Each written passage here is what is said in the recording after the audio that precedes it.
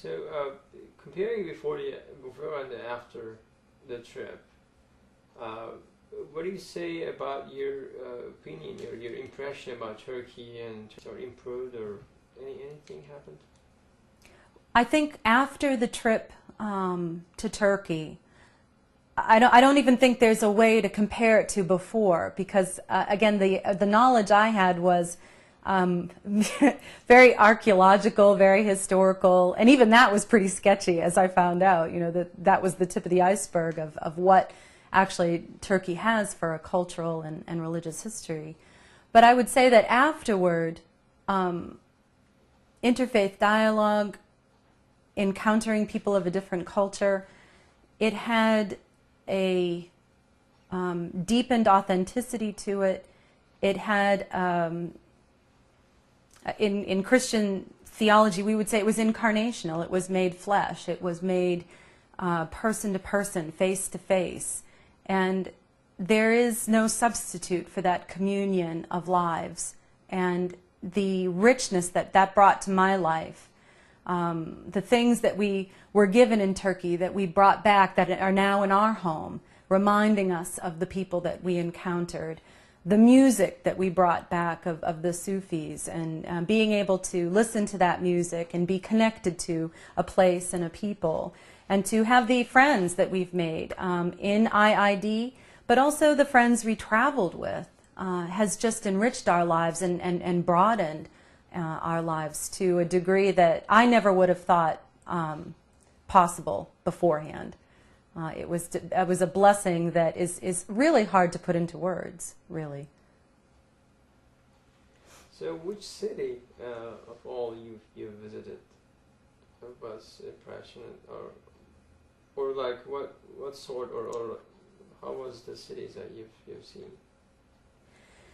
Each city in Turkey for me had a uniqueness to it, a unique gift to offer me. I'm trying to think if I had to lift up one or two that meant the most to me.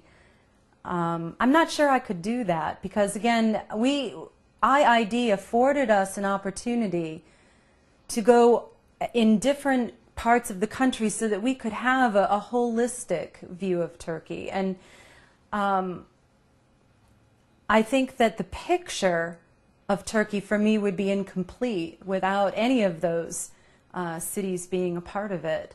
So I hesitate to say that any city made a particular impression that was above and beyond all the rest.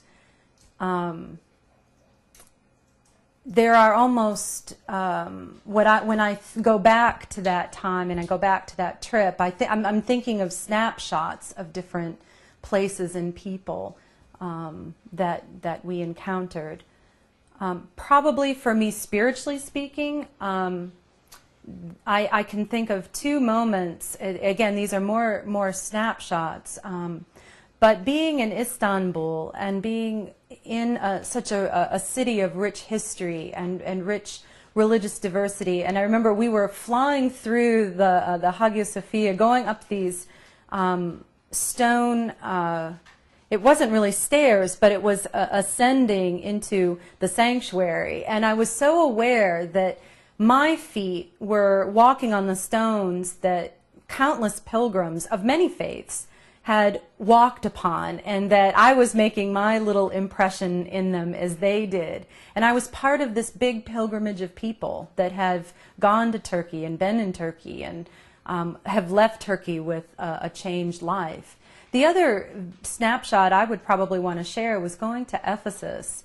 Going to Mary's house was particularly meaningful. And again, I think I had this same impression of being in pilgrimage with humanity, going to a place that is held sacred by Muslims and Christians and other people as they honor Mary and her role in salvation history, and her being a person of faith, and seeing where she spent, according to legend, of course, where she spent her last days, and being surrounded by this great tide of people going up to the chapel and the healing waters and the women and children and the school children that were there. I mean, it was just an amazing experience of the pilgrimage of humanity.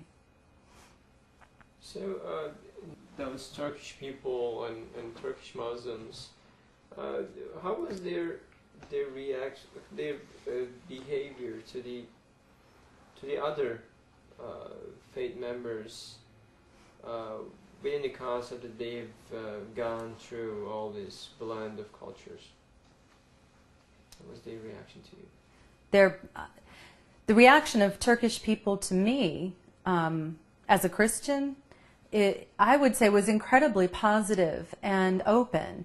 I think, as I said, there was as much a wantingness to share of their experience, their practice of faith, but also to know, well, what would this be like for you from your perspective? Both, I mean, I think as a Christian and also I think equally as an American, I think that was also something that would hold people's interest. But I got the impression of just tremendous respect and an eagerness to make connections, not to blur distinctions, but to make connections that were meaningful for both people involved.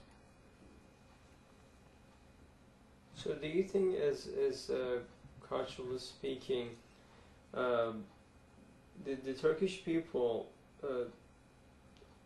are tolerant?